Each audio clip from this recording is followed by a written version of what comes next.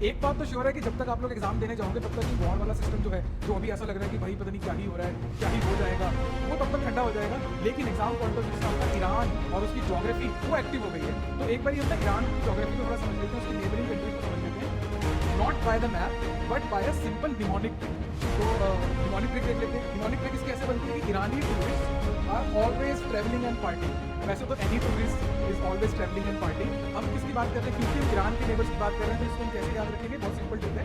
ईरानी tourist, ध्यान से देखिए, are always travelling and parting. ध्यान रखिएगा इसमें 2 टी है और टी ए है, ठीक है। तो यहाँ पे आपकी कंफ्यूजन होगी, बाकी तो आप एकदम से समझ जाओगे।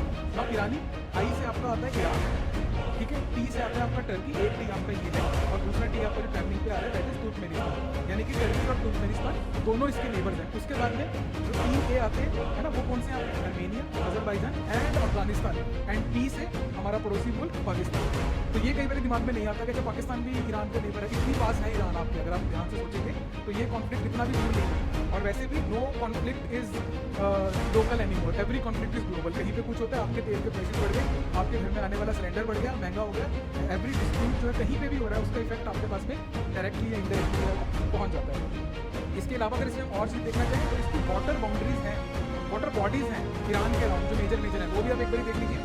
कैस्पियन सी नॉर्थ में, पर्शियन गल्फ साउथ वेस्ट में, गल्फ ऑफ ओमान आपका साउथ ईस्ट में। यहाँ पे देख लीजिए मैप में, ये आपका ईरान है, ये रही आपकी कैस्पियन सी, ये रही आपकी पर्शियन गल्फ, ये आपका स्टेट ऑफ हॉर्मोज बहुत कवर होता है, पता नहीं, और यहाँ पे आपका आता है गल्फ ऑफ ओमान। तो ये आपकी जो वाटर बॉडीज हैं, ये आपकी इसकी ईरान के अराउंड की वाटर बॉडीज हैं। और एक वाटर बॉडी जो शायद अभी न्यूज़ में हो सकता है आपके एग्जाम में आ जाएगी, नहीं आ रही, हो सकता है एग्जाम में आ जाए, तो वो है आपकी lake Yamuna, which is one of the largest hyper saline lake in the world. ये कहाँ पे आपकी it is an inland water lake, कहाँ पे आपकी ईरान के अंदर। इसके अलावा इसके अंदर और कोई सवाल जो बन सकता है वो यहाँ पे है कि पर्शियन गल्फ जिसकी मैं बात कर रहा था, वो किन किन के बॉर्डर्स को टच करता है, वो कंट्रीज ये रही, आप इनको पॉज कर सकते हो, right, you can take a screenshot. और आपका कैस्पियन सी, ये भी एनक्लोज इनलैंड सी है, और इसकी बॉर्डरिंग कंट्रीज भी मैंने यहाँ पे जो है मेंशन कर दी है।